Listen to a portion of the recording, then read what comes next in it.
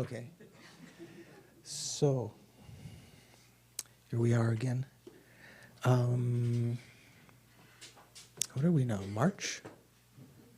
March 2004. Those of you who will be watching this on video sometime in the future. Sometimes we make comments over time, sort of riddles and things for people when they're watching it at some later time. So we're thinking of you in the future as you're watching this, wherever you may be. And this course is the course on the stages of the path, the Lam Rim. Different translations of that name. Lam means path. There's a Sanskrit word marga. And sometimes Rimba can mean stages, or is sometimes translated as in this text. Sometimes as steps. Our teachers used to translate it as the graduated path. To me, that sounds a bit not so common way of talking. We don't talk about graduated things very often. So this is one of the units of the basic program, and it's going to be divided up into 3 parts. So this term, we're going to have the first part of that. And very, very important subject. The text that we'll be using, in theory, the textbook for the course is what's called the Intermediate Lam Rim by Lama Khapa. But the entire text has not been translated, so we're going to use, in a sense, maybe the more elaborate version of that text that Lama Khapa wrote, that you can find. The first volume of which, the first third of which is translated, and we'll use that. And we won't go into as much detail, although we'll read a lot of it. You can use this. One other text I suggest very highly is a text commentary by one of my holy gurus, Geshe Sopa Rinpoche, in Wisconsin, who taught this course, taught this text over, 10, 20 years or something, on Sundays, Sunday mornings, to the class that would come out to his house. And Geshe is one of the great, great scholars and practitioners, teacher guru of Lama Yeshe, Lama Sopa Rinpoche, so many others. This is excellent. If you can get a copy to share or to get for yourself, this will really make things very, very clear. Many other texts you can use. There's a text by Yangtze Rinpoche, who is the disciple of Geshe Sopa, that's also available. There's someone's holding up over there. And that's a very good text. Does that cover the whole text, Venerable? Okay. And then also, one might like to get the first volume of Liberation in the Palm of Your Hand, which some of you have, I see, sitting there, just standing up. By Pamon Rinpoche. That's quite a good translation. There's also a translation by Wisdom Publications, which I think is in 1 volume, right? They haven't divided it up. This you can get just volume at a time, a little easier to carry. And so we're going to begin tonight, but we're going to begin with a little meditation and try to set a really special, strong motivation for this course that's going to continue most Mondays until close to July, or into July. So sit comfortably.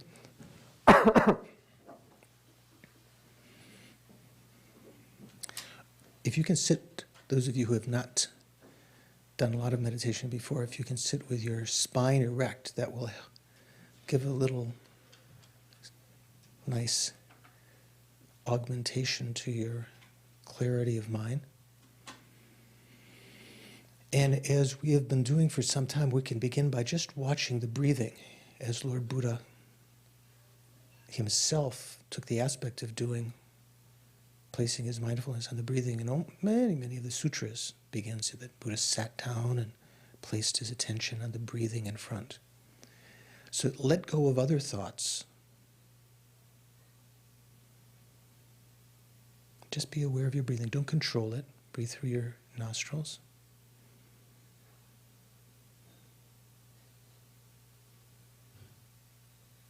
Just place your attention on that.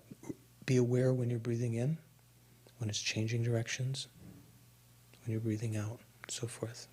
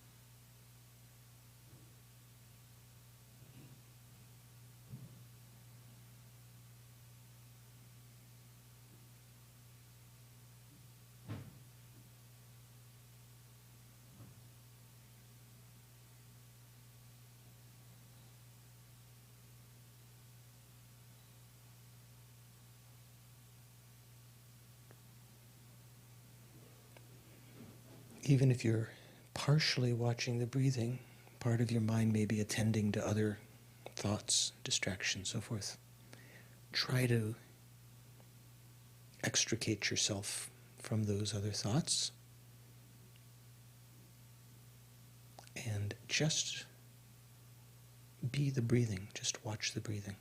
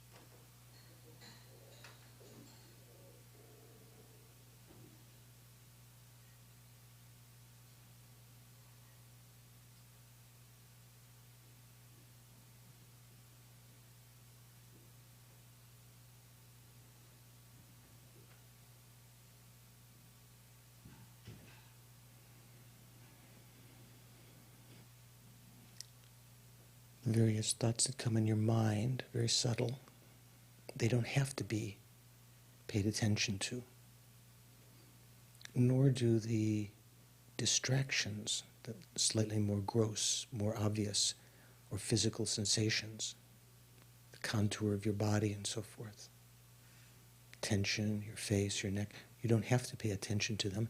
In letting go, they will actually relax.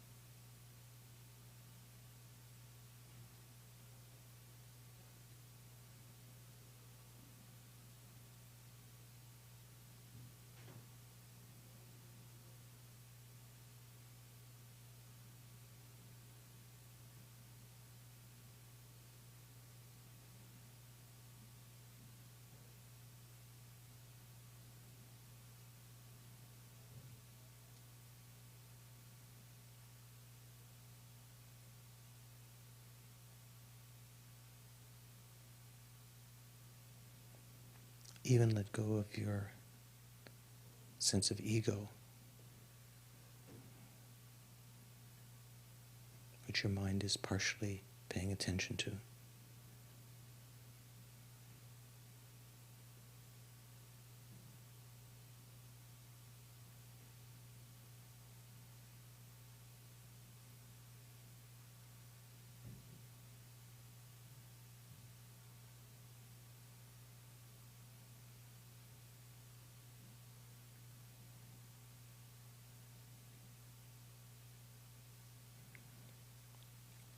and follow one inspiration, one respiration, inhalation in up the nostrils, as though it were going to the crown of your head, to your throat, to your heart chakra, middle of your chest, near the back.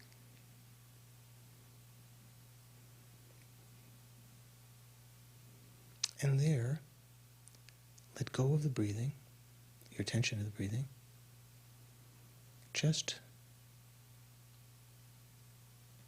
without any anticipation, just watch the mind. Very subtle, clear entity that we have little, although it's always there, we have little experience of directly.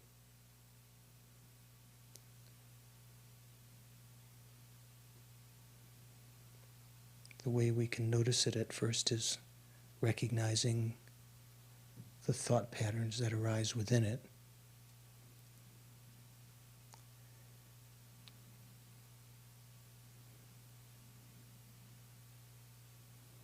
But don't follow those thoughts. Just let them go. Just recognize that essence, that nature within which the thoughts are arising, the mind itself.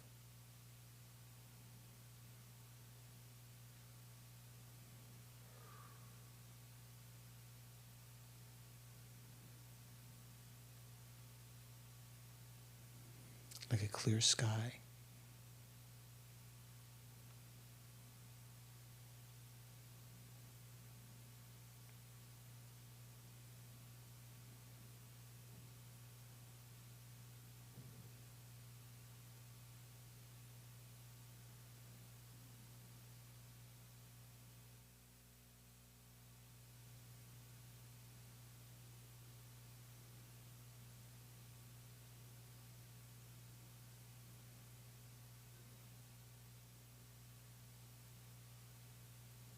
An entity within which the thoughts can arise without obstruction from the side of the mind. And the mind itself is not obstructed by the thoughts themselves.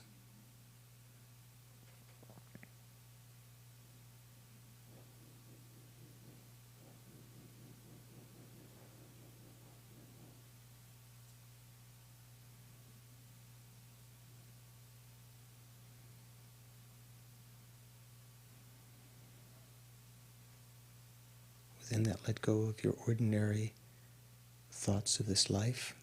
Let go of your sense of the body. It's just an appearance within the mind. Let go of this sense of self.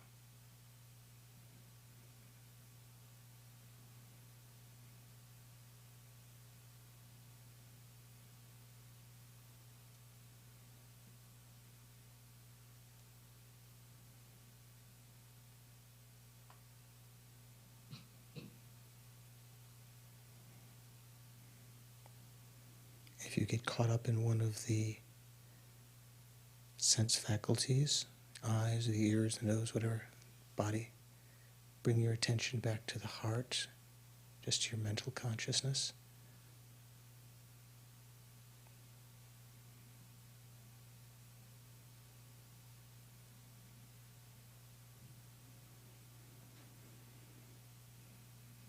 I think this is my nature, clear knowing.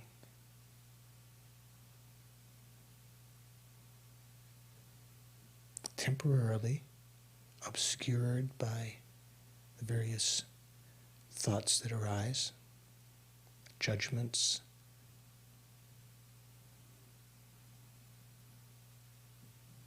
imprints from the past arising, giving rise to associations with whatever we encounter,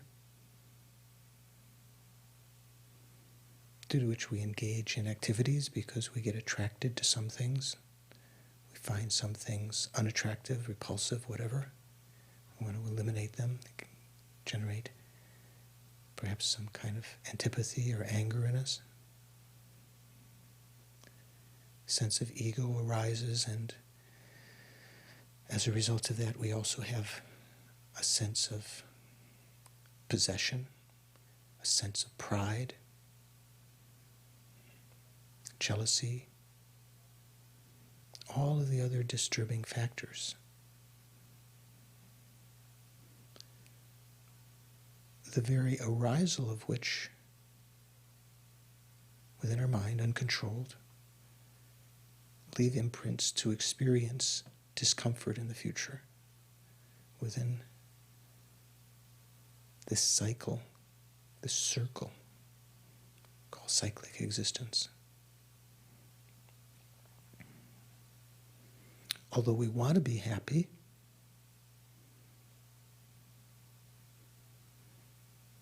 all living beings want to be happy, want to be free of suffering, we generally don't know the method to bring that about.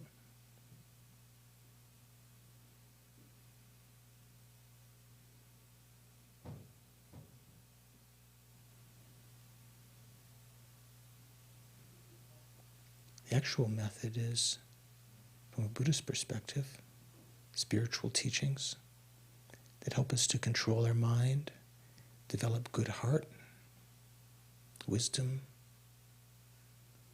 the ability and the courage to help others, to work for others. Incredible patience to endure long period of time, discomfort without anger arising, without discouragement.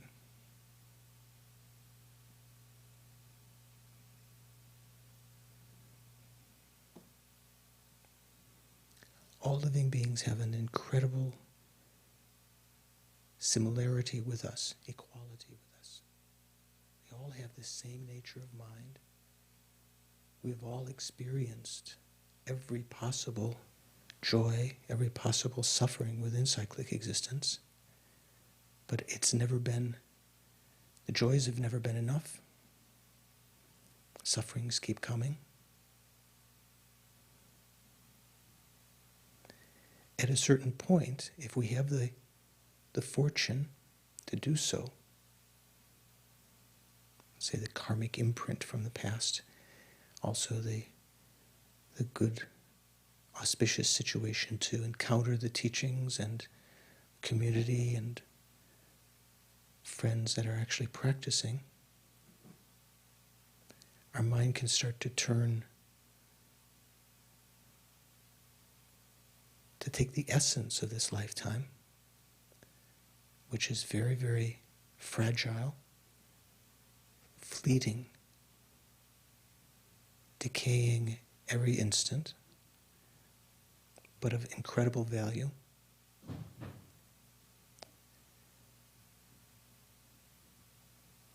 Right now, some of us may have that, an inkling of that sense of the importance of this lifetime, what we can do with this, not to waste it on the, in a sense, trivial pursuits of this lifetime.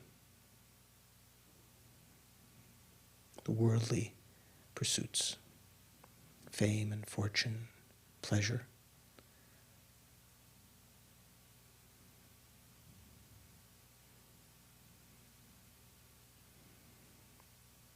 Even beyond that, seeking some liberation from cyclic existence, not only for ourselves, but for all other living beings, some of whom we sense as lovers, some as enemies, competitors, irritations, some as friends, some as strangers. All those labels, completely temporary, perhaps having some relative justification, sometimes even not, but sometimes some relative justification, but in an ultimate sense, all of it changing, all of us on the same journey.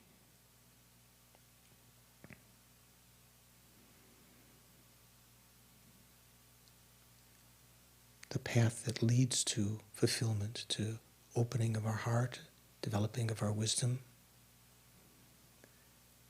So for the sake of all living beings whom we have been intimately related with in past lives, who have all been our dearest friend, our mother, our father, in many past lives, numberless past lives, although we don't recognize them now that way, for their sake, in order to bring incredible bliss and reassurance into their hearts, in order to lead them to enlightenment, I myself have to achieve realization. I have to achieve an opening of my mind, awakening, enlightenment. So for that purpose, I'm going to listen tonight to the teachings with a open mind, fresh awareness.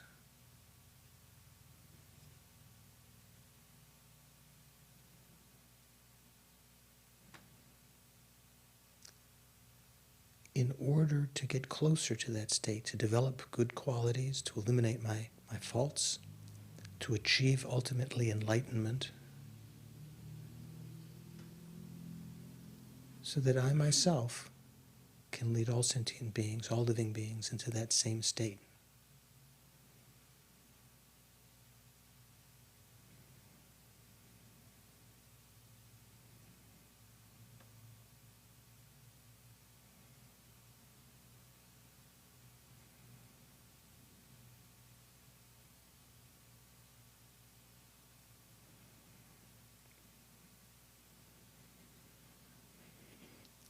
So relax, bring your attention back to the space in front, to the present.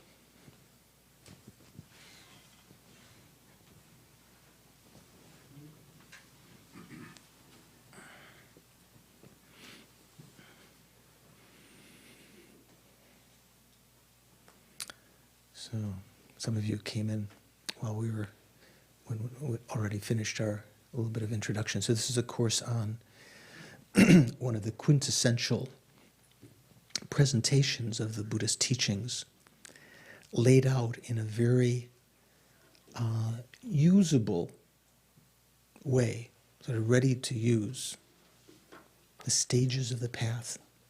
And we'll be talking different aspects of the history of it and the actual material of it as we go along. I think I've mentioned on other occasions that the Buddha himself gave tens of thousands of teachings. We say, traditionally, we say 84,000 different Dharma discourses to overcome the various kinds of afflictions in our minds. The collection of those teachings, those that we do have recorded, many hundreds of volumes, and it's like a vast ocean. Some of those texts are gigantic. To just like be thrown into that ocean and try to figure out, to try to get the jewels from the bottom of that ocean, very, very difficult.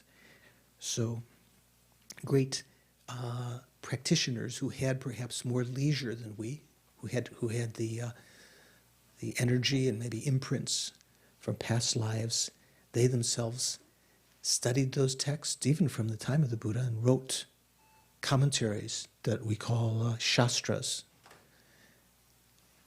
In Tibetan we call the translation of them into Tibetan we call the tengyur. So those commentaries kind of tell the essence of the Buddha's teachings. Sometimes it's said that the Buddha's teachings are kind of likened to maybe raw wool,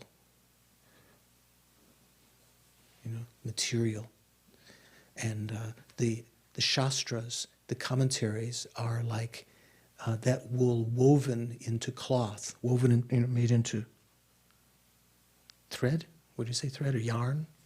And then woven into cloth. So you have bolts of cloth Still not still that you read the Shastras, the commentaries of the great Indian saints and other commentaries of other beings from Tibet and Thailand and Burma and other Buddhist countries, China and so forth. Not always clear how to immediately put them into practice. But a text like this, The Stages of the Path, the Lam Rim, kind of like that cloth made into ready-made clothes. I'm not sure in our case whether that'd be Armani or maybe more Banana Republic. What's the one now? This Gap. Okay, so maybe we'll. Where do you get your clothes, man? Yeah. Sears. Macy's. Macy's. Okay, so you have better than mine. I've just. So another way you can say is that example that's given is that the Buddhist teachings are kind of like the raw ingredients of food that we might bring, like are these artichokes? What are these? Yes. Artichokes and mushrooms and tomatoes and milk and flour and so forth that we bring to Tenzin in the kitchen. Then Tenzin chops them all up, makes the sauce, and makes the flour from the grain and so forth. That's kind of like the Shastras, the ingredients already processed. And the Lam Rim, the Stages of the Path, is like piping hot pizza. All ready to eat. So the ready-made clothes from Macy's, ready to put on, or Gap. It doesn't have to be made, it can be Gap. So the origin of this kind of text in Tibet came about from the time of Atisha. You all know who Atisha was? Atisha was a great Indian saint, and in fact we're going to talk about his life story very immediately, even tonight. He's in a sense, although this text that we're studying called the Lam Rim, we're studying what's called the Lam Rim, intermediate Lam Rim, but all we have translation of. The first part is the Lam Rim Chenmo, the great Lam Rim, more elaborate. Later on, when we get to the wisdom, concentration to wisdom chapters, they have been translated from the intermediate Lam Rim, so that'll make it a little more easy. So you might say Lama Khapa, the great founder of this Buddhist tradition, the Gelugpa tradition, you might say, well, he's the author of this text. But very, very soon, as he begins the text, when he talks about the greatness of the composer, the author, he's talking about the greatness of Atisha, the great Indian saint who came to Tibet in the 1000s. What is that? That means what? The 11th century? I can't remember if it means the 9th century or the 11th century. And about the time of Naropa, about the time of Marpa, in fact, they supposedly met at the border of Nepal when Atisha was coming to Tibet. We'll talk a little bit about that. Marpa was on his way to India to study. Atisha wrote a text while he was in Tibet, which we'll talk about in a little while, called The Lamp of the Path to Enlightenment, the Bodhipratapadipam in the Indian language. He wrote it kind of like a ransom. He had made a promise to the abbot of the monastery that he was one of the great scholars at, one of the gatekeepers. There was kind of a tradition at that time that if you entered into the monastery, you had to pass through one of the gates, and the great scholars of the monastery, some of them were nominated to be the gatekeepers. I don't know what would it be like today. I'm not sure. And you had, if you were, you'd have to pass muster in a sense. I mean, maybe many people could come in, but if you were of a different, if you were a Hindu or of a different tradition, you might have to face debate with them. And so they had to be the highest caliber scholars. So Tisha was one of those individuals. So he had made a promise to the abbot of the monastery that he would just stay a few years in Tibet, and that he would come back. But while he was there, on his way back, after his time there, a war had started and at the border, and he saw that as an opportunity to remain in Tibet longer, but thought he had to sort of send something back to the abbot and the monks at the monastery to whom he was indebted and to whom he had a responsibility. So he wrote a text, very, very brief, kind of like this ready-made pizza, hot, maybe not TV dinner, that's too demeaning, right? What do we say? Maybe Chinese takeout, maybe something a little better. Ready-made, ready-made Armani or Macy's clothes to put on. And how to take the Buddhist teachings and the sutra and the shastras, the commentaries that explain them, and how to put them into practice, what the real essence of the teachings were. And so that text became very instrumental in Tibet. He was able, through writing that text, to eliminate a lot of misconceptions that had developed in Tibet, some of which are maybe kind of popping their little heads up today about the practice of esoteric branches of Buddhism, such as Tantra and so forth. So Tisha is considered by all of the Tibetan traditions equally to be kind of an incredible savior, someone who, at the time when the Buddhism that had been instituted in Tibet was going through a rough period of confusion and perhaps some degeneration, who was able to put it on a very clear path again. His text then was the basis for other teachers in Tibet to write their own style of exposition of the path.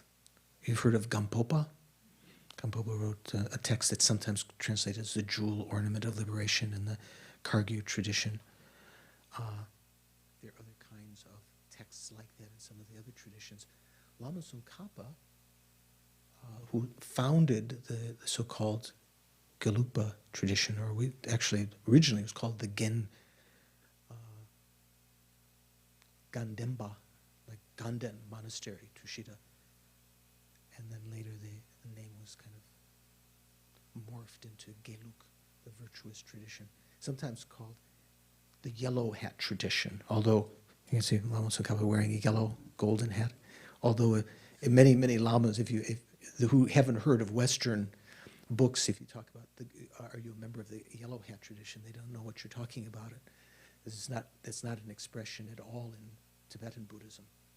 The yellow hats or the red hats or the black hats or something. They can kind of say, oh, maybe you mean, am I a Gelugpa because we wear yellow hats? But it's not an expression that they use. Lama Tsongkhapa was very inspired by Atisha and had visions and so forth. And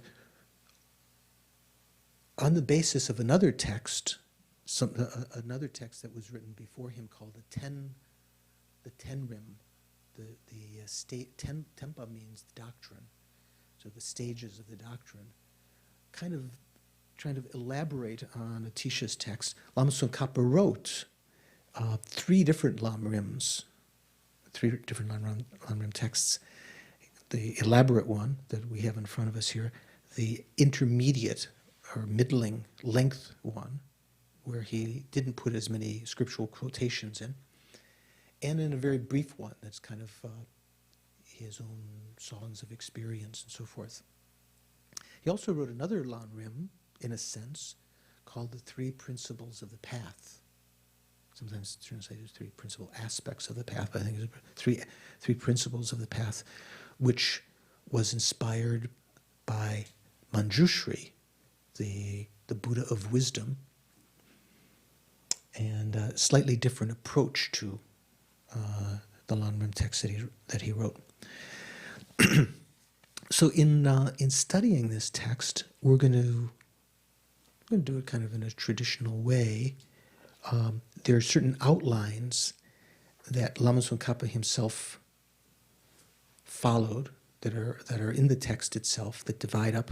We say in Tibetan we say sabche, outlines, or you can say contents. Maybe you can call contents. So some of you who are going to who are interested in studying Tibetan on Thursdays will be going through these outlines at first, and we'll also study some of the shorter glance meditations on the Lam Rim, if you're interested in that. So, first of all, let's take a look at this text, the Lam Rim Chenmo. The introduction, I think, to the intermediate Lam Rim, which I don't have here, may be a little bit different, but in essence, more or less the same. So I'm going to read a little bit of the when you open up the Tibetan text, this is what comes up first. It says, homage to the Guru Manju Gosha. Manju Gosha is one of the names of Manjushri, just another name of Manjushri, which is the Buddha of wisdom. Do we have Manjushri statue over there on the wall who's holding a sword up? He's not on some quest to destroy people. If you don't follow Buddhism, we're going to kill you or something like that. That's a sword to cut through ignorance, the darkness of ignorance. It's kind of a flame coming out of the end of it. So, homage to the Guru Manju Gosha.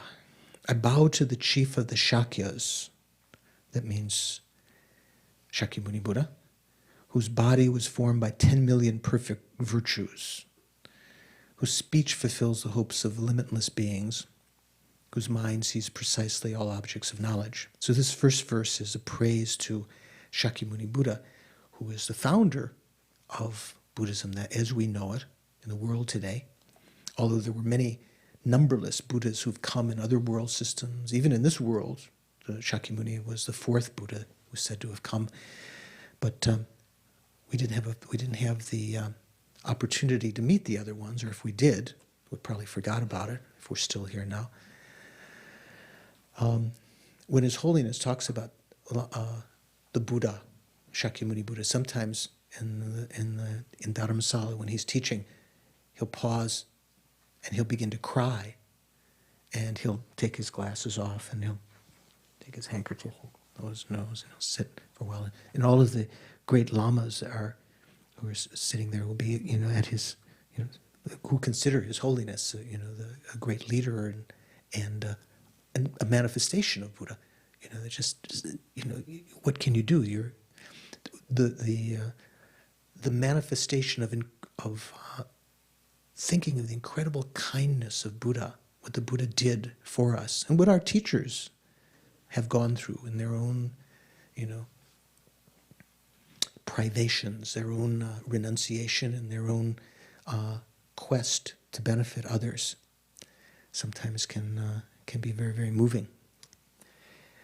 So then he bows down. He says, "I bow down to Ajita, the Unconquerable One," that means in Sanskrit, which is a name for Maitreya, who is the coming Buddha, and to Manju Gosha. So these were the two bodhisattvas to whom the Buddha entrusted the two kind of aspects of the path, what we call the extensive deeds, the development of conventional mind of bodhicitta, which was entrusted to Maitreya, and the wisdom lineage, which is talking about the wisdom that realizes emptiness, that he entrusted to Manjushri, Manju Gosha. So he bows down to those. They were disciples of the Buddha. The supreme heirs of the unequaled teacher, that means the Buddha, having assumed the burden of all the conqueror's deeds, they emanate in innumerable Buddha realms. So he's, in a sense, he's here at the beginning of the text paying homage to the Buddha's his tradition, and as you know, some of you know, in Buddhist literature, because whenever you engage in a process of writing a text, one of the things you try to do at the beginning, even in writing it, besides your own study and accumulation of good deeds and trying to purify your mind in general, even in writing it, you try to create karma of virtuous karma to make the enterprise of the composition successful. So that's one of the reasons for paying homage here at the beginning. Also to show the lineage of the teachings. I bow to the feet of Nagarjuna and Asanga. Now we talked about Buddha, Shakyamuni, then Maitreya and Manjughosha, or Maitreya and Manjushri, who were the sort of the main, as we'll learn in the tree of assembled gurus. On one side of the Buddha, to the Buddha's right, are the lineages of extensive deeds, starting from Maitreya, and then on the Buddha's left, which generally represents wisdom, right generally represents method, how we deal with conventional reality. On the left is Manjushri, encircled by the lineage gurus of that lineage, coming all the way down to the present, also the extensive deeds lineage. So right after Maitreya comes the first human recipient of his teachings, who brought sort of trailblazer, who again began to explain that, who's called Asanga, and the recipient of Manjushri's wisdom teachings was Nagarjuna, trailblazer, who again explained the wisdom teachings of the Buddha in the Mahayana. So he says, I bow to the feet of Nagarjuna and Asanga, thoroughly renowned throughout the three levels. So generally, when we talk about three levels, one way of meaning is everywhere. So below the ground, on the ground, above the ground. Sometimes it can mean three realms, but generally it just means within the world. You know, those spirits that live underground and other beings, animals and so forth that live underground, those that are on the ground, above the ground, everywhere. Thoroughly renowned everywhere. The ornaments of Jambudvipa, the rose apple continent, which is what in Indian mythology our world system is called. What do we call it? How do the Tibetans pronounce that, you know? Zambuling, right? Zambuling. Ornaments of Jambudvipa, so that means this world system, who wrote exact commentaries on the intent of the mother of the conquerors, so difficult to fathom. So that doesn't mean that the Buddha's mother was, you know, really hard to understand. The mother of the conquerors here refers to the Prajnaparamita Sutras, which are kind of like the matrix, the womb, the wisdom from which all of the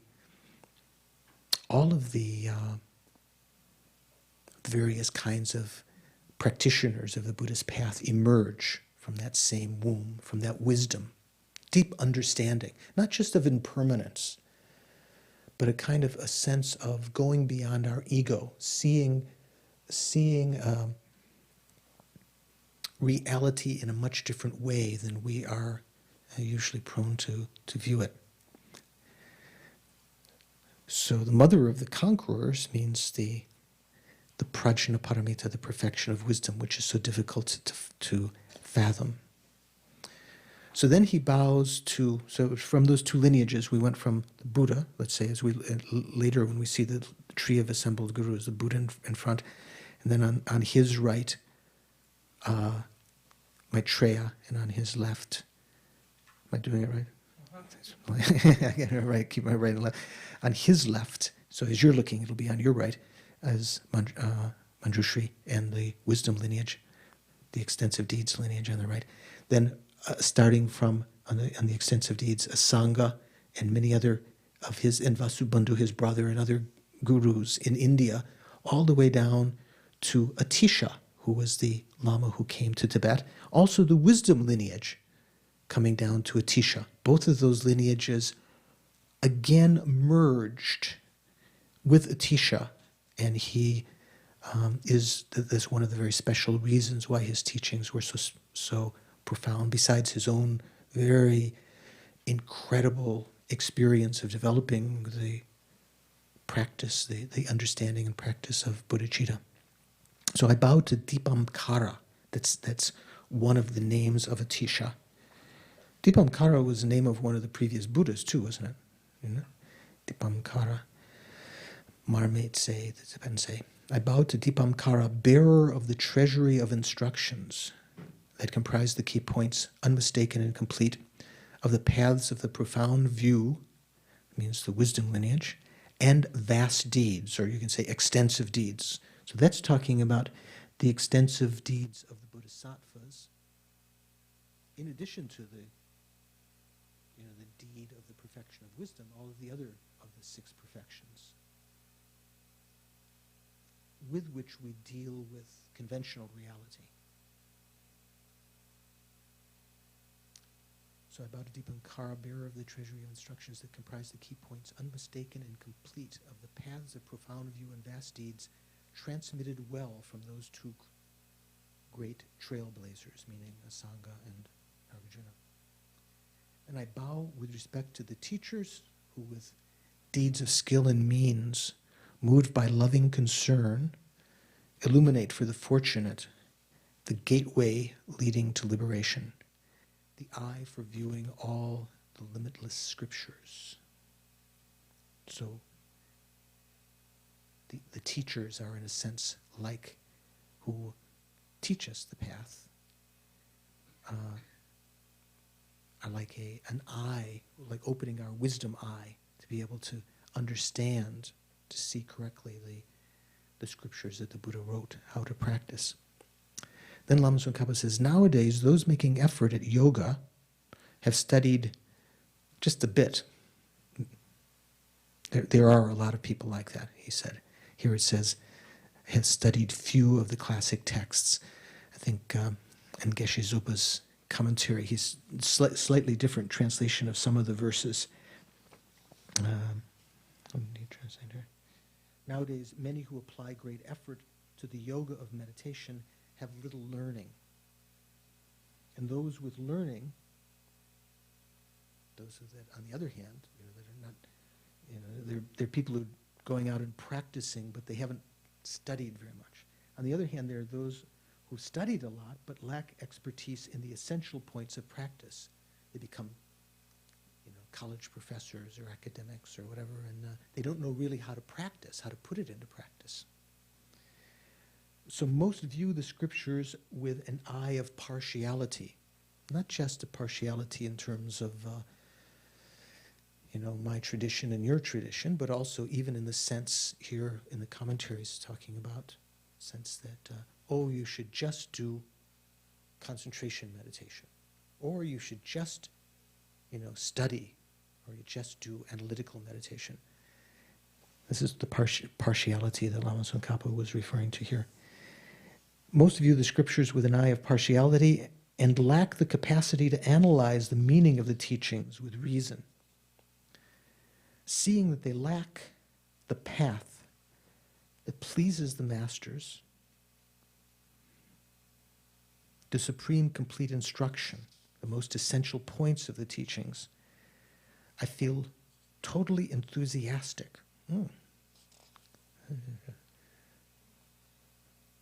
I was inspired here, totally enthusiastic, about explaining this path described by the great pioneers. So the great pioneers are starting from Asanga and Nagarjuna, who explained the Buddha's intention, and all of the individuals that came after that. This is kind of, in a sense, this is kind of like a promise, kind of an indication that Lama Tsongkhapa is promising to write this text. I had the good fortune when I was in Tibet. Who was, anyone here that was on that trip? Maybe 88, I think. When did we go to Tibet? Amy was on that trip. I had the good fortune of visiting the cave where Lama Tsongkhapa wrote the Lam Rim Chenmo. in Oka on Valley, where he did also near. Oh no, sorry. That's where he wrote Lam Rim Chenmo is in Pempo, where Atisha and Drondempa, his disciple, would do retreat, and where Drondempa made a great monastery afterwards called Redding. And outside of Redding, there's a way up in the hills. Did you visit there? Oh, there's a cave called, I think it was called Senge Ka, where Hermitage Cave, where Lama Tsongkhapa retreated and wrote the Lam Rim Chenmo. Also down from there, near Redding, there's another little building where Lama Tsongkhapa wrote one of the texts, the glance meditations on the Lam Rim that we often do, the foundation of all good excellences, the Yondan Shirgyurma. So he wrote both of them in close proximity at different times. So here, maybe he was sitting in that cave when he wrote these words, you know.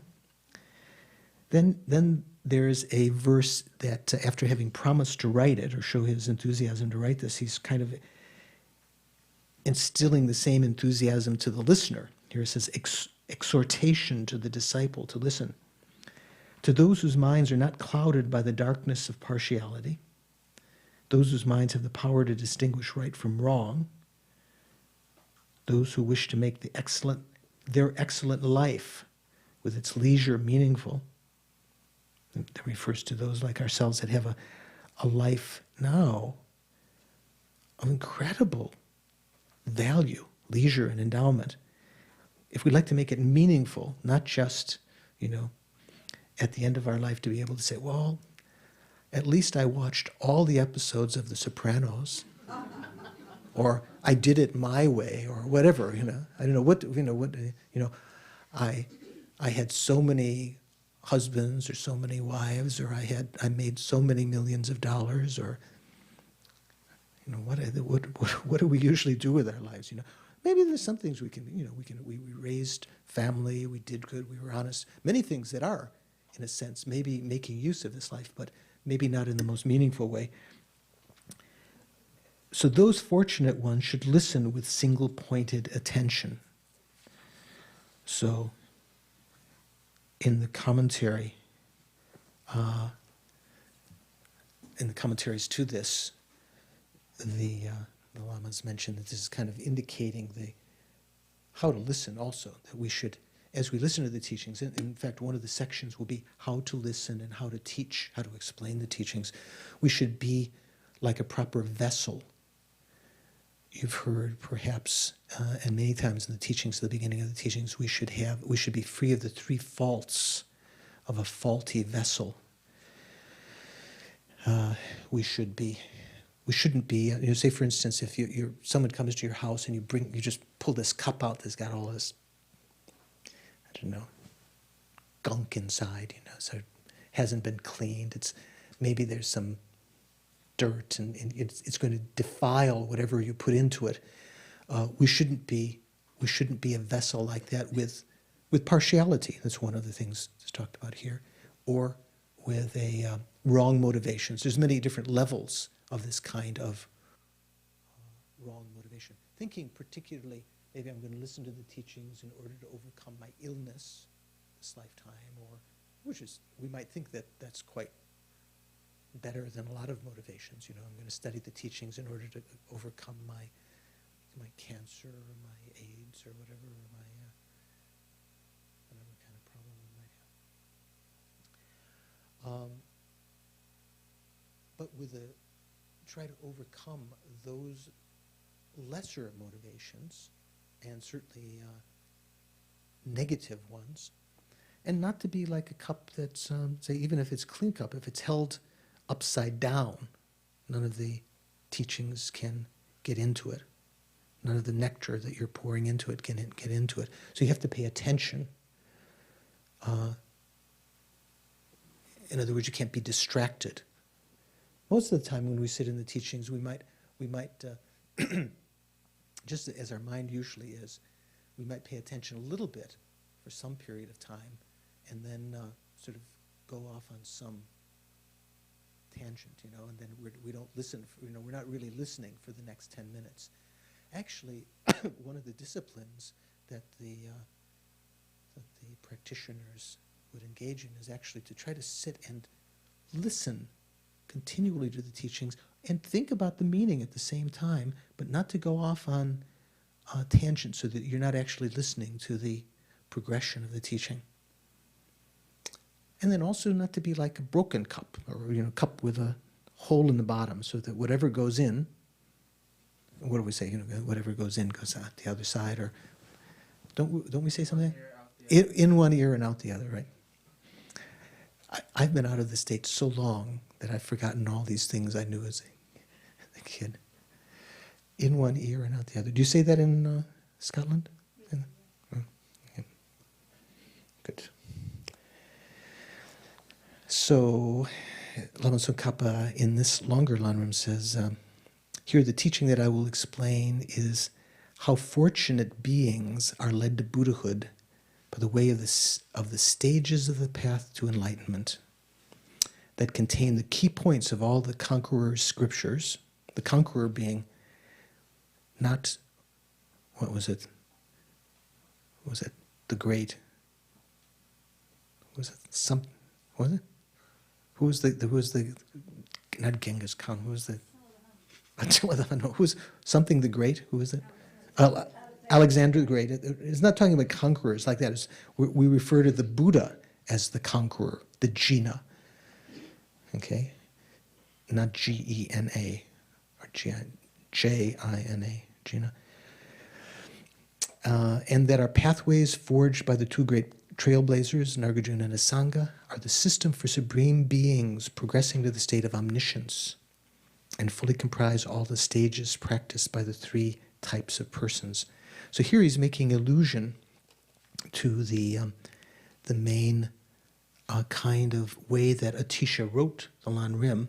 So I'm going to talk about that in a minute. Why don't we take a little break, and there's some, I think there's some refreshments here, and we'll, after about 10 minutes, we'll proceed again.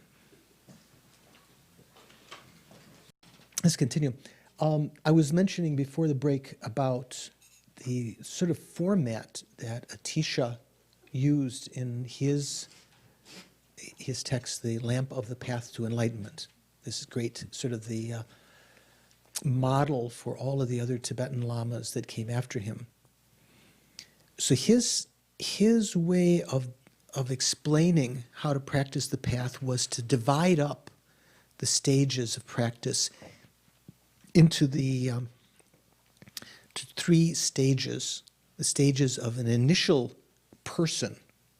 I think the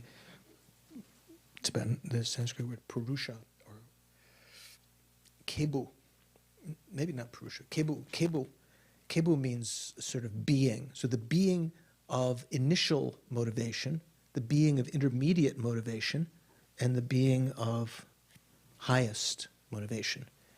Sort of something that we can, even in one lifetime, we might not even, probably, if you're like me, you're probably not even an individual of initial beginning, capability or motivation in terms of spirituality. What do these three kinds of beings refer to? Well, I was mentioning to Tenzin at the break, mainly our motivation in life now, if you think about it, is mainly to find some kind of happiness, contentment this lifetime. We might occasionally think of the future, but many of us don't have any strong confidence or faith that there are future lives, right? Do you believe in future lives? Absolutely? Oh, okay. Maybe not majority of people. Do you believe future? No. I mean, there's no reason we don't. Maybe we were brought up Christian or Jewish or Muslim or something, and we believe there might be something after this lifetime, but we wouldn't necessarily call it another life, right? Heaven or hell, or hopefully heaven. If you're Republican, probably you're going to heaven. Okay. I just excuse me. I just teasing. I should keep my mouth shut. Okay. I'm just teasing. There's so much partiality in our country now. It's just incredible. So most of the time, most of our motivation is centered on trying to find some kind of happiness, stability this lifetime. You know, our own place, love. You know, many people don't even find love, right? I mean, that's, you know, they're searching for that. Even to find a job nowadays, you know, to have your own house, to have your own 401k or whatever, to get an education, to be able to live, to pay the medical bills. This is all what a lot of people's lives revolve around. Those who are a bit more fortunate and maybe in a spiritual sense, in whatever financial or whatever other kind of social sense they find themselves right now, but who have a inclination to think about something beyond this lifetime, they may be able to bear with the hardships of this lifetime, understanding that, well, whatever kind of spiritual tradition one is raised in, but particularly in the Buddhist sense, that the hardships that we encounter are the result of our past actions. Have you heard of karma? Karma. Karma means action in Sanskrit. So sometimes we use the word sort of loosely. We say, oh, that's my karma. If something bad happens or something good happens, I have good karma. Actually, what it means, we say, when we create karma, when we create actions, we leave imprints in our mind, which are the seeds that facilitate our experience of happiness or suffering in the future. Depends on what kind of actions we create. So individuals of beginning scope, just even beginning scope individuals, are those who are able to look beyond the happiness of this lifetime, envisioning that by not creating a lot of negative karma now, purifying some of the negative karma from the past, that we can be born in a situation that can be one of more comfort in the future. Maybe it doesn't sound that much different than someone who's able to endure suffering when you're young in order to retire later. What do we call it? The deferral of gratification? Do we use it? You know that expression? Is that the right word? Did they say deferral or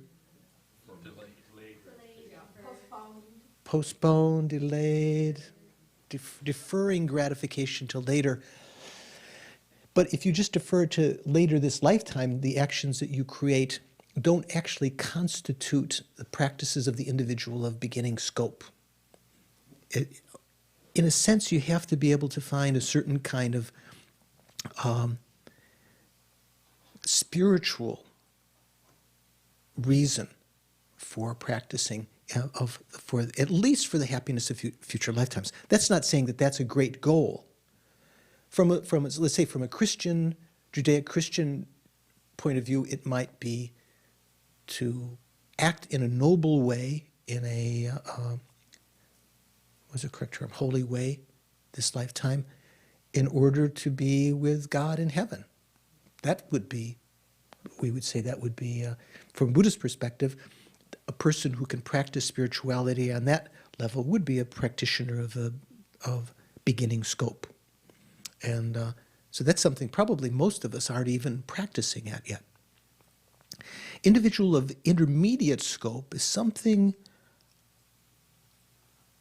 almost exclusive to Buddhism or the religions that are more practice-oriented, that talk about liberation, because it says even in a future lifetime, an individual who's practicing this, who's already practiced the beginning scope, either this lifetime or in previous lifetimes, and understands the deferral understands karma and rebirth and the deferral of gratification of this lifetime.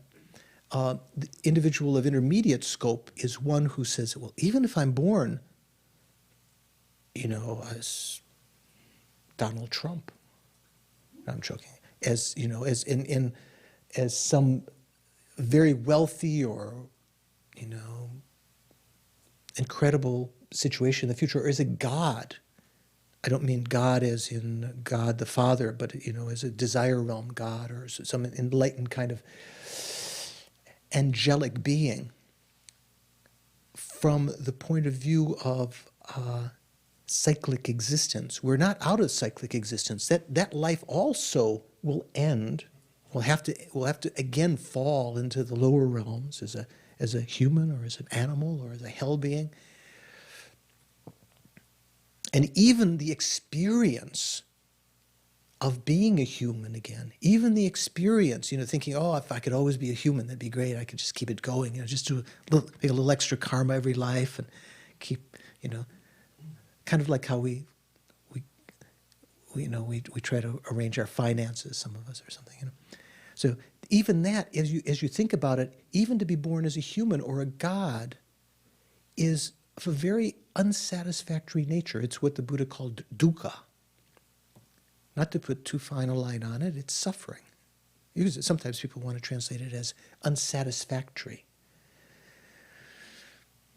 Even, when we talk about the practices of the individual of intermediate scope, we'll mention about even what we call pleasure. What are these coconut? Oatmeal. Oatmeal raisin. I don't see the raisin. There must be very small raisins. Even. Okay, we think, okay, I'm going to have that cookie. Not bad. We think, oh, that's pleasure. The oatmeal cookie, or the stracciatella ice cream, or the embrace, or the sweet words, to know that someone loves us, or whatever, or that we've done well, or that we're famous, or that we're secure.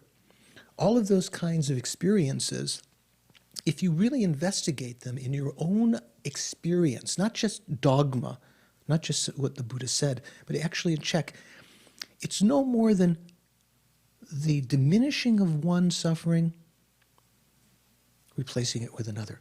It's the diminishing of sort of desire for oatmeal, raisinette, there can't be raisins in it. That's there's nothing. Genetically engineered, microscopic, molecular raisins.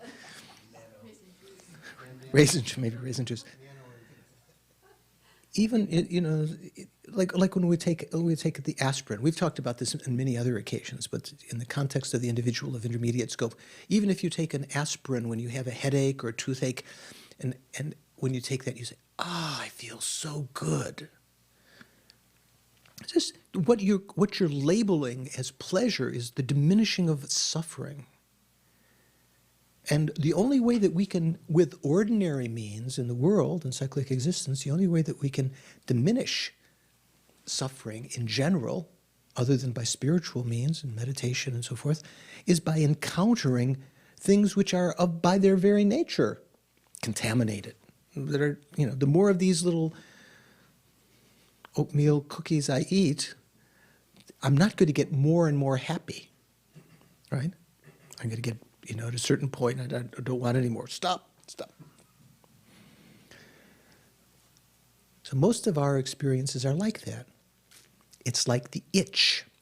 It's like we've talked before, but like the leper who wants to scratch, or that maybe wants to put their leprous hand in the fire because they feel some pleasure from it, because they don't realize that fire is actually destroying their, is actually the nature of suffering.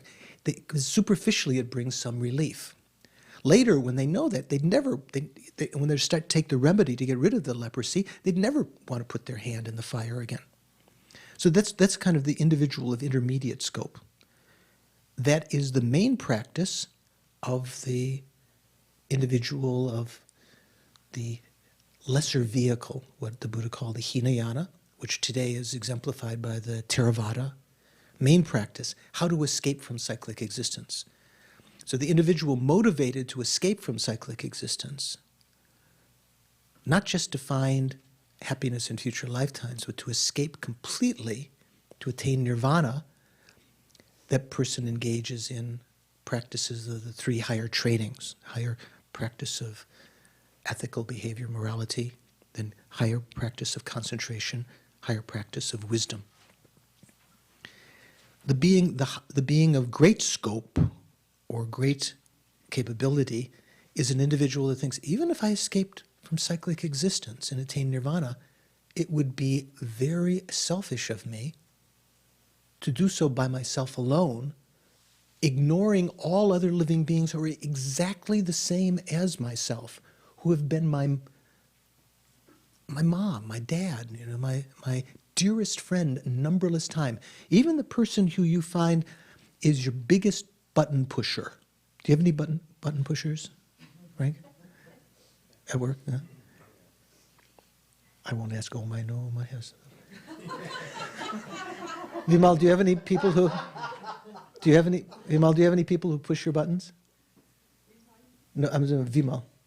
Yeah. They have been your closest friend numberless times in the past. They've been your mom. They've given their life for you numberless times, but we don't recognize them that way. So the individual of highest scope begins to think in that way, and motivated in other ways also. The Buddha taught, the great benefits of enlightenment, not just nirvana. And on the basis of that, an individual begins to think not just to escape from cyclic existence for themselves alone, but to go beyond and eliminate from their mind stream the deepest kinds of stains, most subtle kinds of stains that prevent us from knowing all, from being able to benefit all living beings, that prevent us from having the greatest kind of bliss. So the individual works for enlightenment. So this was kind of the framework that Atisha created in the Bodhipratipadipam that he presented. And that was how many of the stages of the path are presented. First, initially, how to enter into the teachings. You have to at least, even if you're inclined to be altruistic and maybe even work for enlightenment, you have to also train from the beginning in the practices of an individual of beginning scope in order to make that more firm in your mind, make a really firm foundation. And then in the practices of the individual of intermediate scope, and in order to make the practices of the highest scope more authentic. I'm going to try to get some glasses like Tenzin has. These I can't. One eye, I can't see very well. This old prescription. So here, Lama Tsongkhapa mentions that the outline he's going to follow, the way that he's going to present the teachings, is as was exemplified by the teachings at one of the great monasteries called Vikramashila. I can't remember if I visited Vikramashila in India, if there are remains. Certainly I've visited the remains of Nalanda, which you can still find. But there were different traditions how to present the teachings. Mostly it seems that we follow this of Vikramashila, where you talk about these things. You talk about three topics: the greatness of the author. This is how you introduce the greatness of the author in order to show the noble origin of the teachings. In fact, there are different translations of these outlines, and that'll be sort of something interesting for those of you who are studying the Tibetan class. Second outline is showing the greatness of the teaching. So the first, the Dharma teaching, that means this teaching itself, which is the Lam Rim, in order to generate respect for the oral instructions, for the actual instructions. And the third how to properly listen to and how to explain the teachings that possess these two greatnesses. So and then the fourth outline is how to lead the disciple in the actual instructions. So this is very famous outlines. When Truden Rinpoche was here and when other lamas teach the Lam Rim, they always begin by reciting this. In fact, when some of our lamas, Tsong Rinpoche and Serkon Senchab Rinpoche, other great lamas, His Holiness the Dalai Lama, when they teach, they often begin by reciting these outlines every day. And then they go from that point in the outline, we jump to this point and so forth. What I've mentioned before, one of the things we don't value so much nowadays in the West is rote learning, right? Memorizing and things like that. I mean, sometimes if you become a doctor or some other professions, you have to memorize a lot. Are you a physician? Yeah. Oh, I thought there was a smile on your lips.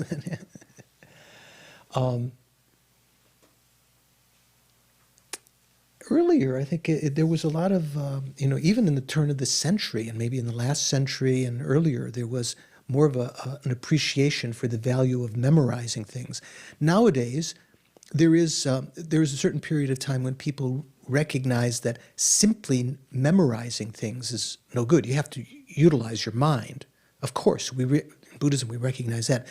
But we don't discard the value of memorization. If, for instance, you were to memorize, because of familiarity, these outlines of a text like this, when you meditate, you can easily progress in your meditation without having to break the session and so go back and remind yourself what comes next and so forth. It acts as a kind of like as you're building a wall, kind of like just memorizing the words, like when students in the monasteries, they'd memorize the so-called root texts, which were very, very condensed versions of a text without a lot of elaboration, just like a lot of key words. It's like placing stones of a wall. Later, when you hear the commentary, it's a little bit like putting what do you put in between? Mortar, the mud or the mortar in between that makes it stable. And then those two things together, not only studying and understanding, but also knowing the words, they complement one another. Some of our teachers, Geshe Sopa, whose commentary this is, many times Geshe-la, even though he's in his 80s, he can just think for a second, and he can quote, like people quote Shakespeare or their poetry or something. Geshe-la can quote the relevant stanzas of the Buddha's teachings or of the great commentaries. And once you have the words, then you can reconstruct, the commentary to that. You know exactly, how to go into detail about that because you've received the commentary and you've got the words down straight. So I would recommend very highly, and maybe who knows, some of the examination questions might be talking about some of the outlines. I'd recommend very highly to study these outlines, to know them.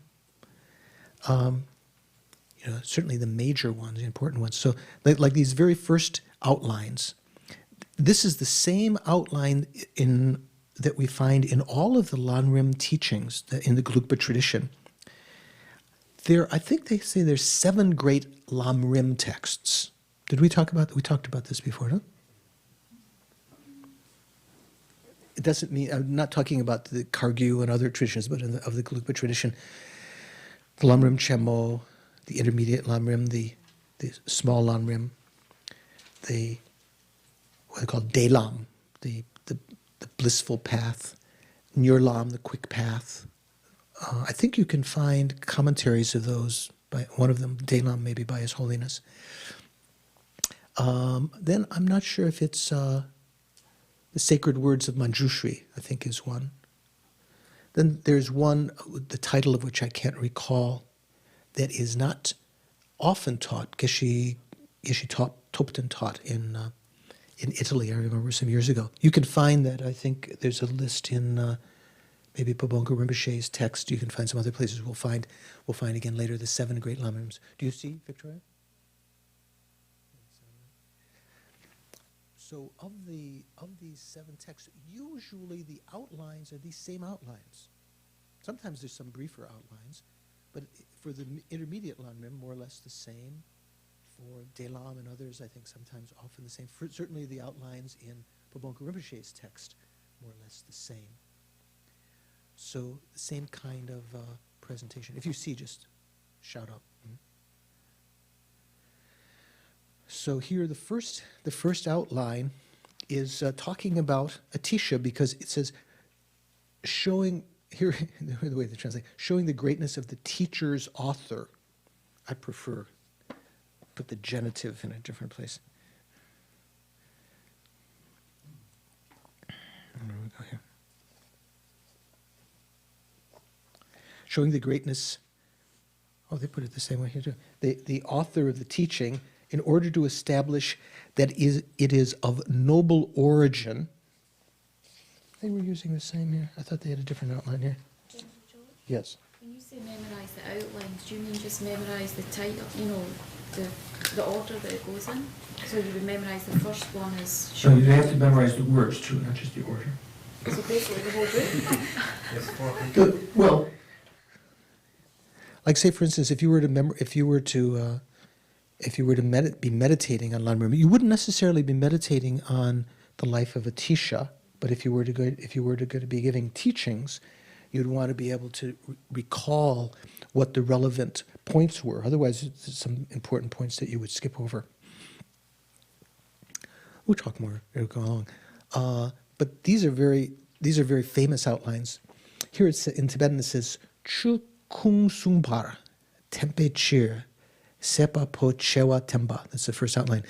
Showing or indicating the greatness of the composer, the author, in order to show or to indicate, or what do they say here, in order to do something else, to establish, but the same word is to show, that the teaching, the chur, the dharma that's indicated here, that means the Lam Rim, is authentic or is of noble origin. So in other words, in order to we're told this text is the Lam Rim. You say, well, this is the teachings of Atisha, his commentary on the Buddha's teachings.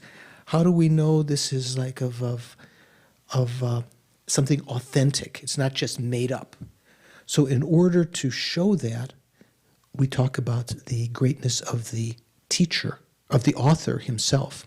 So Tsongkhapa, although Tsongkhapa is the author of the Lam Rim Chenmo, when he talks about the author, he takes, because he is essentially his text is kind of a commentary to Atisha's text. He takes Atisha as the author. He's not going to explain his own life, the greatness of his own life.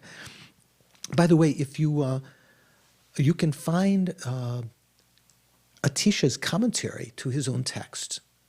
Does anyone have that? The Lamp of the Path to Enlightenment. It was the PhD thesis, I think, of a Catholic priest.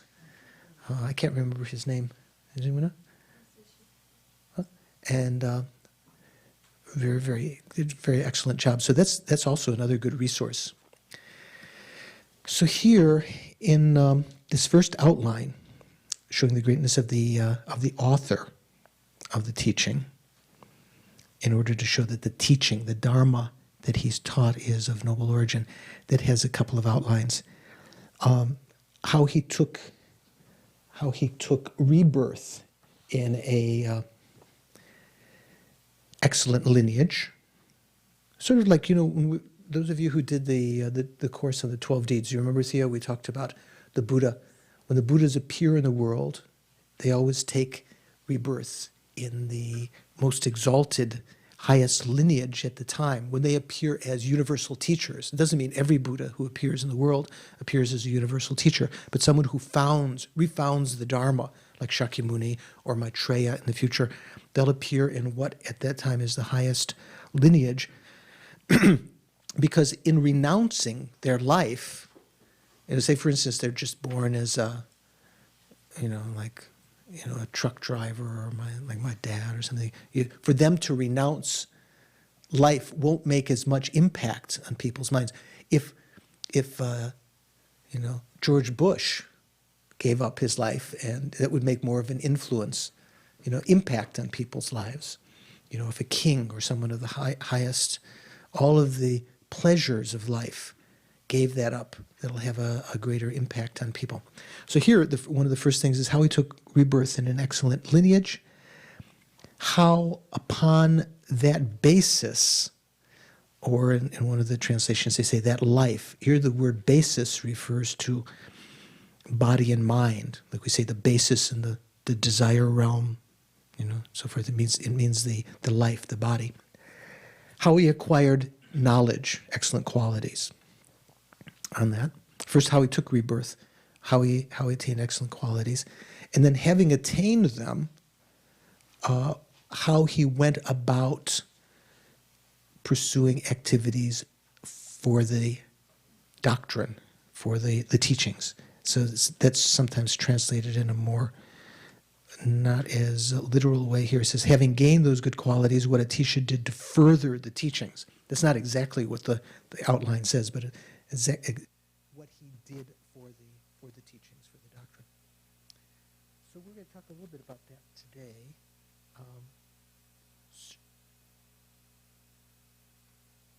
So first of all, Lama Tsong says, actually these teachings that we're talking about in the Lam Rim are the instructions of the Abhisamaya Alamkara. Do you remember what some of you, did we talk about the Abhisamaya Alamkara? Do you know? No? Who said no? Venerable, do you know Abhisamaya Alamkara? The ornament of clear realizations. Yeah? One of the 5 texts of Maitreya, which is a commentary to the Prajnaparamita Sutra. It's the main, in a sense maybe, one of the main texts that a Sangha brought back from Tushita heaven when he, after his 12 years of retreat, you've heard the story many times, right? And he finally saw Maitreya and chastised Maitreya, where have you been all this time, and all this sort of thing. And Maitreya took him to Tushita heaven, where he taught him 5 texts, one of which was his commentary to the Perfection of Wisdom Sutra. I say, in a sense, to my mind, is one of the major ones because Asanga's mother had given birth, had sought out husbands in order to give birth to boys, in order to made prayers that they would be able to reverse the misunderstanding of the perfection of wisdom. So this was one of the motivating factors, even in the birth of a Sangha. And of course, he was a special individual that had been prophesied by Buddha, very, very high bodhisattva. So in a sense, the Abhisamaya Alamkara, which is one of the texts that is studied in the monasteries when we study the Perfection of Wisdom, that's the text that's memorized. Remember, that's like the stones, the root text. Nyuntok Gen, we say in Tibetan. So Lama Tsongkhapa says, these instructions in general are those of the ornament of clear realizations, composed by the Venerable Maitreya. In particular, the text for this work is Atisha's Lamp for the Path to Enlightenment, so that Atisha is the author, in a sense. Hence, the very author of the Lamp of the Path to Enlightenment is also the author of this work. So it goes. You can read this. I won't go into a lot of this. This is something that you can read. There's a very elaborate collection of Atisha's biography and other kinds of teachings of his that you can find if you want to go into more detail about his life. Basically, he was born in Bengal as a prince, and it mentions, when it's talking about the high status that he had, the high, born to an excellent lineage and so forth, an excellent family. The king was, his father was of such a wealth that sort of rivaled some of the emperors of China, and it goes into telling how many, how many fountains and how many parks and how many houses and all of this sort of stuff. Maybe that's not so important, how many, but he himself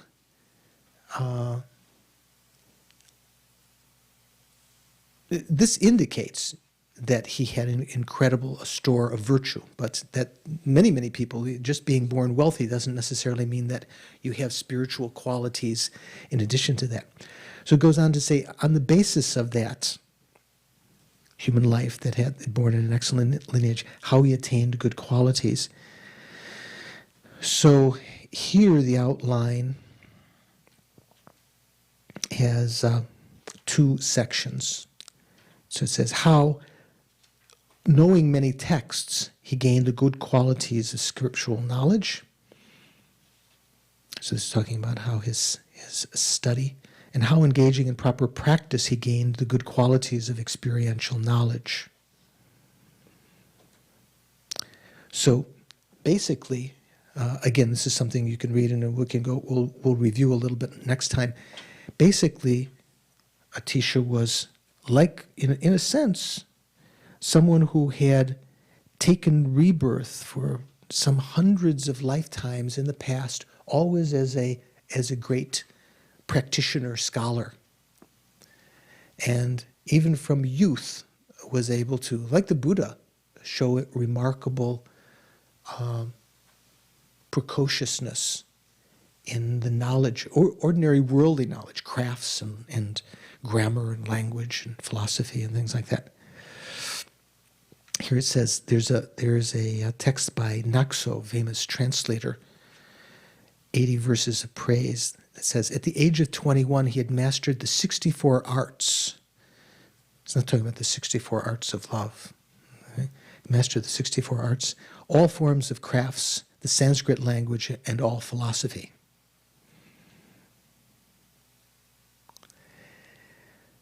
So even when he was a young person, someone here 21? Anyone younger than 21? Venerable, you're older than 21.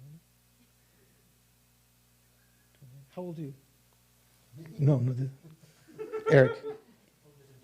Older than 21.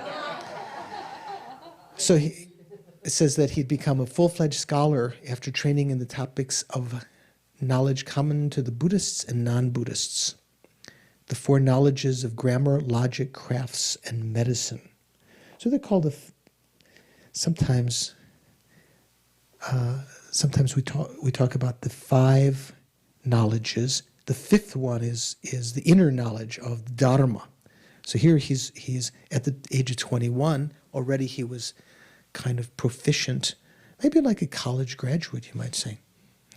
More specifically, one scholar practitioner said that at the age of 15, after hearing a text by the Indian scholar Dharmakirti, one of the great logicians, one time, just hearing that one time, Atisha debated with a famous scholar, non-Buddhist logician, and defeated him, whereby his fame spread everywhere. So this is the kind of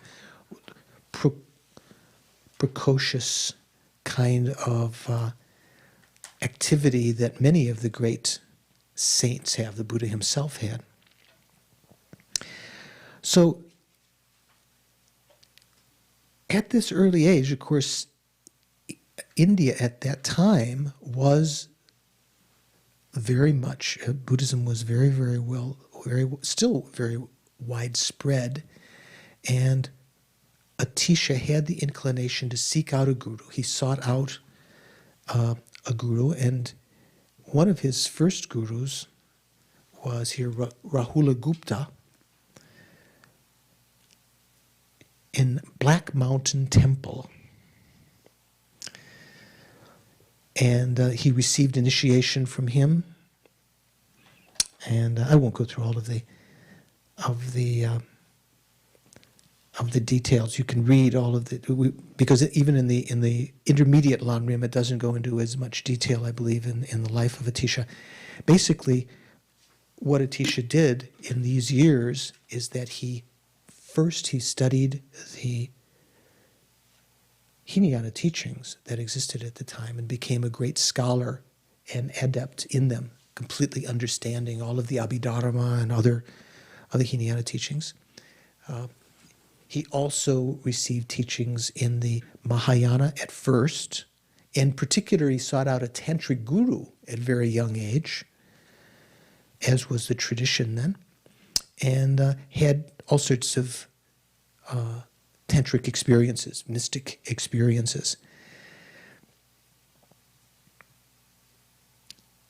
He became as I said, one of the great scholars of India and the gatekeeper at his monastery. And still he wasn't satisfied. It said that at a certain point he was circumambulating the stupa in Bodh Gaya. Probably some of you have been there, right? Yeah. And have you been? Yeah. Circumambulating the stupa at Bodh Gaya, and was thinking to himself, what's the best way to achieve enlightenment? Because he'd studied all of the teachings. Just like when we were talking about the Lama Tsongkhapa's introduction to the text, even people that are well-versed in the teachings maybe might not know how to put it into practice. So he's thinking this, and he overhears it sounds to him like even the statues are asking one another, the statues on the outside of the stupa, what's the best way to achieve enlightenment? One statue is asking the other. So he just sort of stops and listens. Pick up some pointer. And one says, bodhicitta. You have to generate bodhicitta. So, I mean, this would be enough to kind of, if that happened to us, we would probably quite surprised, quite moved. But Atisha took this as some kind of auspicious indication and sought out who was the preeminent teacher of bodhicitta in the world, who could actually teach this instruction. And it was mentioned that the person who had the greatest profound lineage of developing bodhicitta lived in a very distant country of Sumatra, in Indonesia. And so it was called Serlingpa, Sudharma Vipa. Serlingpa means gold, the person of the golden island. That's the same as Sudharma Vipa. And he traveled by boat for a long time, many months, a year. Even after he had many kind of tantric experiences, because during this voyage he even called on protectors of the Dharma and so forth to help to protect the ship and so forth. Even though he'd had these tantric realizations, which probably we don't have, he had great renunciation, he had many lifetimes of practice as a great scholar and practitioner, still he was seeking out how to develop good heart,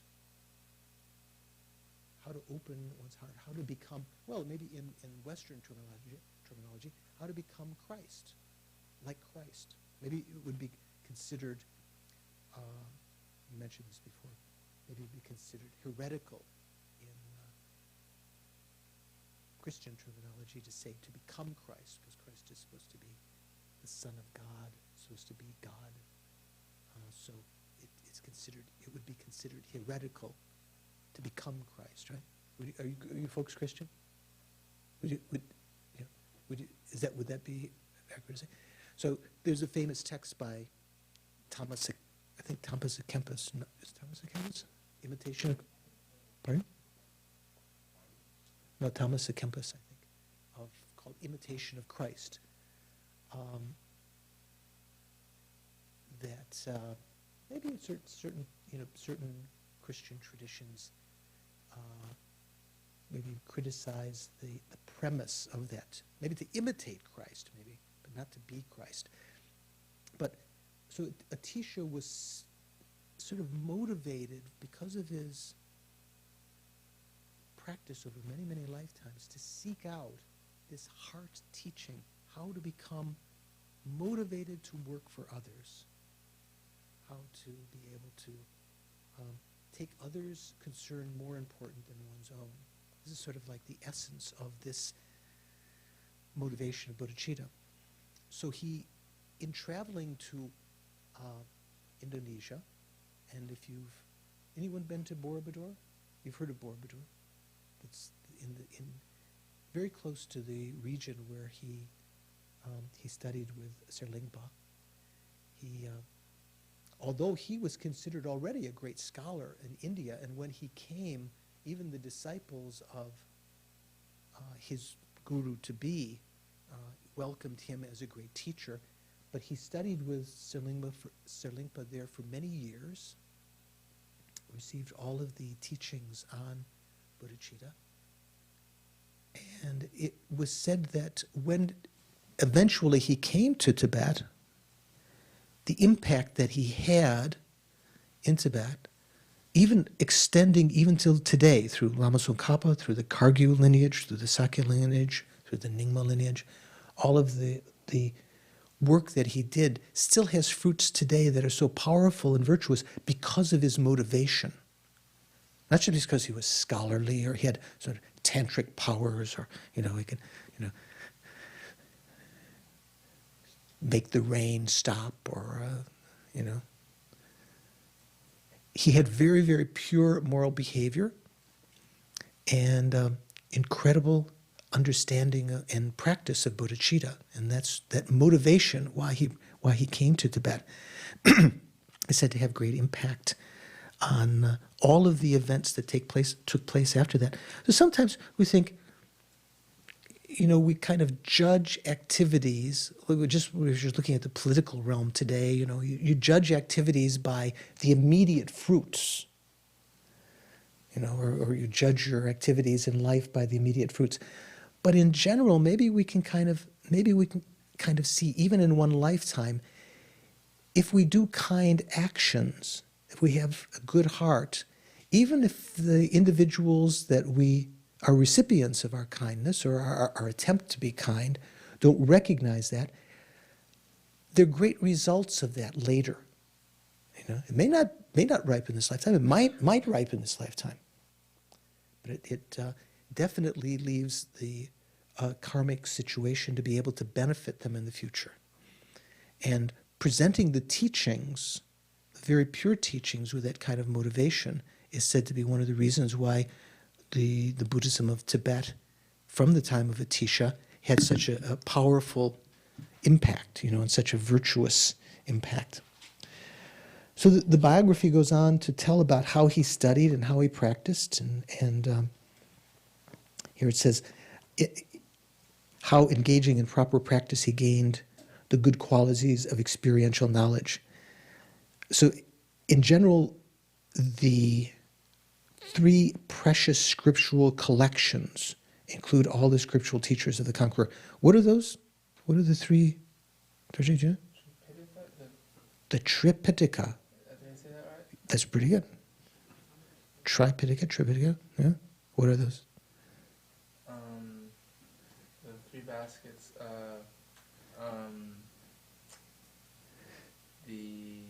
The last one is Abhidharma, right? Yeah. So this is he's working back, trying to put the bricks down now. See. The Prajnaparamita. Who's going to help him out now? What are the three baskets? Pardon? The Vinaya Pitaka, Sutra Pitaka, and the Abhidharma Pitaka, right? So the three scriptural collections include all the scriptural teachings of the conqueror, the Buddha. thus the three precious trainings must also include the teachings as they were realized. What are the three trainings? Those are the trainings that that those three baskets are explaining, right? The Vinaya Pitaka, the Vinaya Pitaka is explaining the practice of what? Training of morality, ethics. Right? The Sutra Pitaka is mainly explaining, although it explains all of them, mainly explaining the practice of concentration. And the Abhidharma Pitaka mainly explaining the practice of what? Wisdom. Higher training of wisdom. So with respect to that, the scriptures and their commentaries repeatedly praise training in ethical discipline as the basis for all good qualities, such as the trainings in concentration and wisdom. Therefore, at the outset, you must have good qualities of knowledge that occur in the context of training in ethical discipline. So this is kind of a general explanation. Then it goes on to explain how Atisha possessed this training in ethics.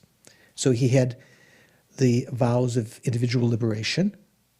Sometimes translated pratimoksha. Do you know pratimoksha vows? Sometimes in Tibetan we translate that, in English we translate that as individual liberation. But Lama Tsongkhapa mentioned in his commentary on Tantra, the Lam Rim Chenmo, I believe, that prati sometimes means beginning rather than individual. Tibetan, we say susur tarpa, people translate it as individual liberation, as though it's liberation for the individual themselves, kind of talking about lower scope. But that's not certainly how it's understood in the Hinayana tradition. In the Theravada tradition, they wouldn't say individual liberation. It means beginning, sort of like the beginning of liberation, pratimoksha vows. So he possessed, here it says, the superior vows of individual liberation. Here it talks about how careful Atisha was with keeping the vows, both the pratimoksha vows and the bodhisattva vows and the tantric vows. On his way to Tibet, even though it was almost never, maybe never broke any of the Vinaya vows, pratimoksha vows, maybe occasionally he would break for a mind instant one of the bodhisattva vows, because the essence of maybe one might say the essence of the bodhisattva vows is to have a moment of self-cherishing thought. I mean, maybe our life is continually self-cherishing thought, so maybe even we take the vows, we immediately, one instant, the next instant we've in essence have broken them. But Atisha, and it said that the tantric vows, much more difficult to keep, because the essence of that is to have pure view. So maybe maybe there's many more rainfalls of broken vows in the of tantric vows, even if one can practice the Vinaya and the Bodhisattva vows well. It said that when Atisha was on his way to Tibet, he brought with him a reliquary, a stupa, that was blessed, and that whenever he would break a vow, he would stop the caravan, what do we call it in the Old West? What do we call caravan? We go wagon train, whatever. Caravan sounds too Middle Eastern, I don't know. He would stop the entourage, and he would bring the stupa down, and he would perform purification. He would confess and try to renew those vows in whichever way was appropriate, because there's different ways to renew the vows, both in the pratimoksha, vows of monks and nuns. You have to rely on other monks and nuns to renew them. And the bodhisattva vows you have to renew with respect to the Buddhas and bodhisattvas, and the tantric vows you have to renew in another kind of way. So it said that he was very, very careful of these vows, had this incredible basis of ethical behavior. You can read more in the various texts that tell about his lifetime. And he had a special training in concentration. both that which is common to Sutra and Tantra, which when we talked about was as great Rinpoche Rinpoche taught about tranquil abiding, that kind of practice, and also uncommon concentration. It says he reached a very stable stage of generation, very stable stage of generation, the generation stage of Tantra, due to having practiced the deeds of proficient conduct for 6 or 3 years. I'm not sure what it means, 6 or 3. At that time, after hearing the secret tantric songs sung by Dakinis in Udayana, he committed them to memory. So in other words, he had incredible concentration. And he had great training in wisdom. It's said that Serlingpa, his guru in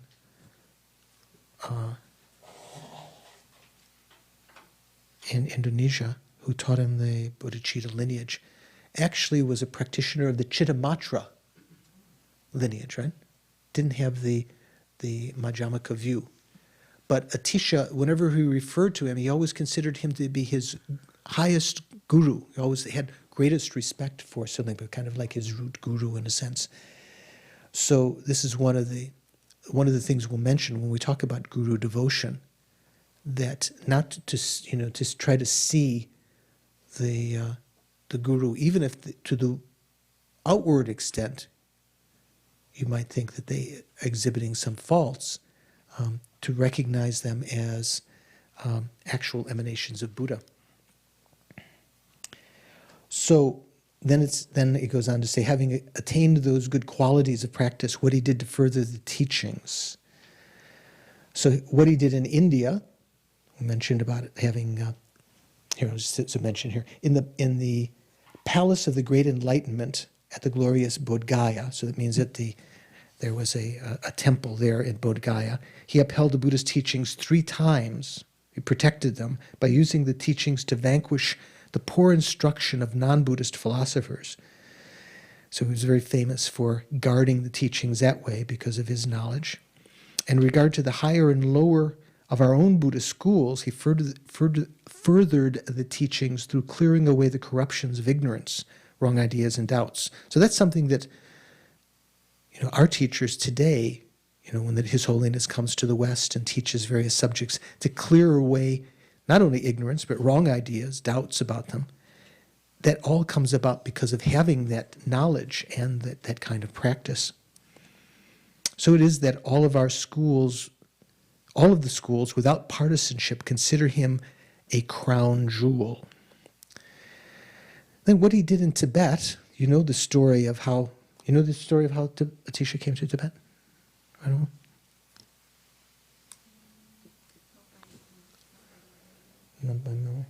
Not by rote. Anyone know the story? How Atisha came to Tibet? Okay, you tell us in a nutshell. There was a king in Tibet who had come to power. I think his name was Garlock. Is that correct? So what was this king? This king came to power in Tibet and he disliked the Dharma. So He liked the Dharma? disliked the Dharma. He disliked the Dharma? Disliked the Dharma, and there I was see. a degeneration within Tibet. So this is long Dharma, I see. The Sutra and the Tantra, and those who practiced Sutra thought it wasn't appropriate to practice Tantra and vice versa. So there was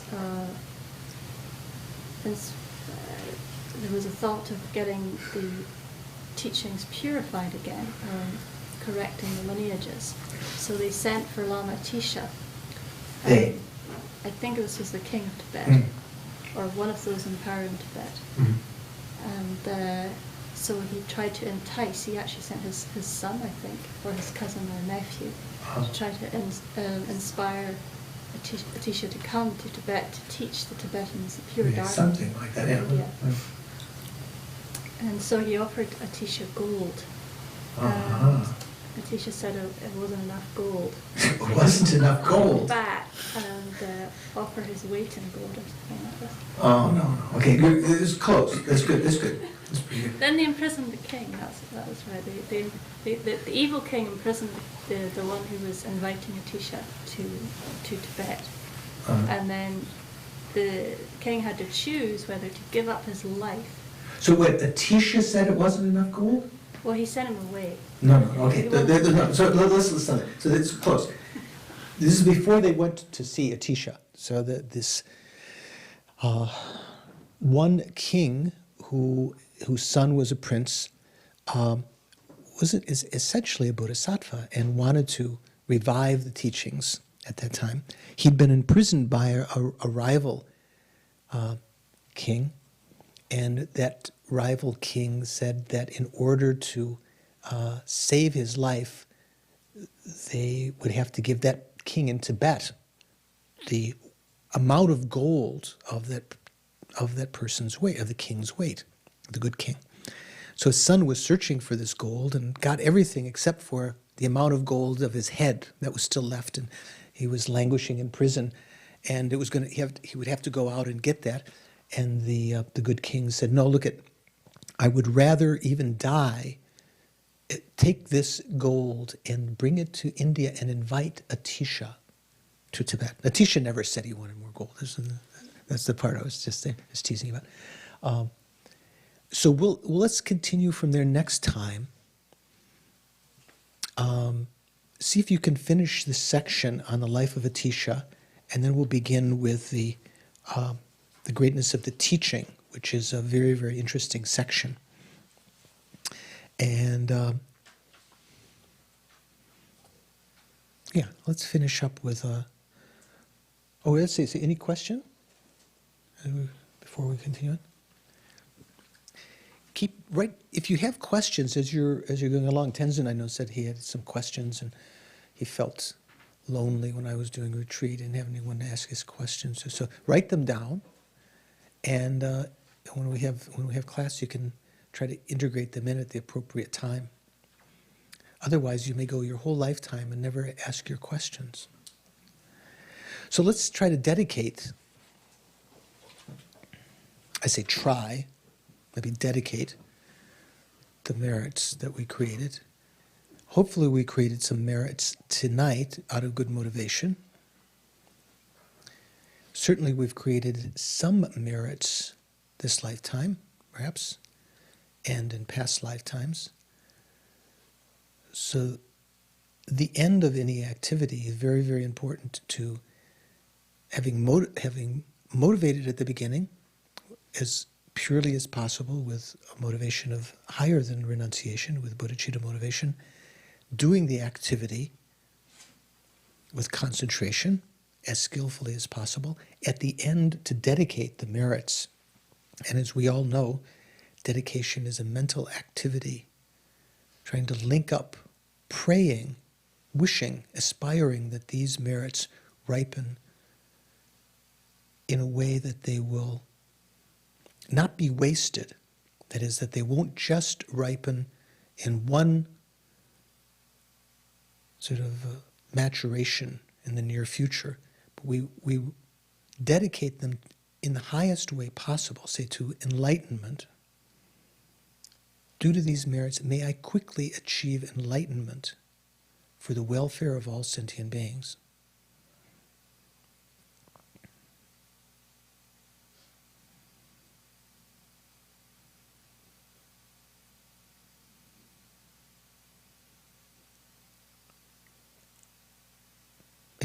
Due to these merits, may I develop sequentially good heart, wisdom, perseverance, patience, and in progressing the path, may I actually achieve wisdom to be able to soothe, to guide all of the other living beings that are still deluded by ignorance.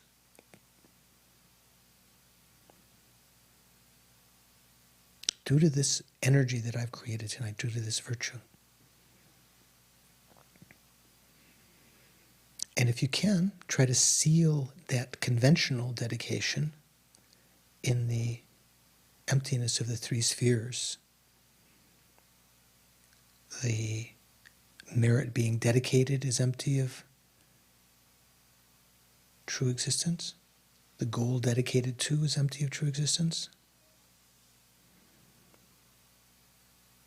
And the dedication itself, trying to link those two up, is also empty of true existence.